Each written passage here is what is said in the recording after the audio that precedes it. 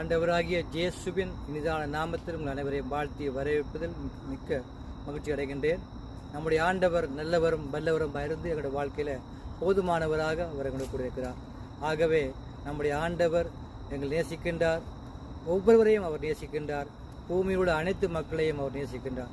ஆகவே ஒரு வசனத்தை நாங்கள் தியானித்து நம்முடைய வார்த்தையை உங்கள் மத்தியிலே எங்களுடைய வார்த்தையை உங்களோட பகிர்ந்து கொள்ள நாங்கள் விரும்புகிறேன்.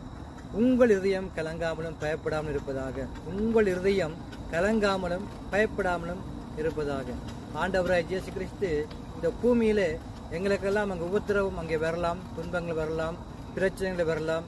எந்த நிலைமையில் இருந்தாலும் நாங்கள் ஆண்டவரை விட்டு விடக்கூடாது. இயேசு நம்மை காக்கிறவர், அவரை பாதுகாத்துக் கொள்கிறவர், அவர் எப்பொழுது நம்முடைய கூட இருக்கிறார் என்பதை நாங்கள் மறந்துவிடக்கூடாது.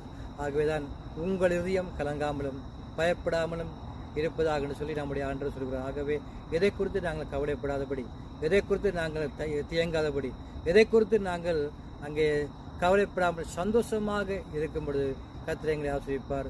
கர்த்தருடைய நாமத்திற்கு மகிமை உண்டாக. ஆமென்.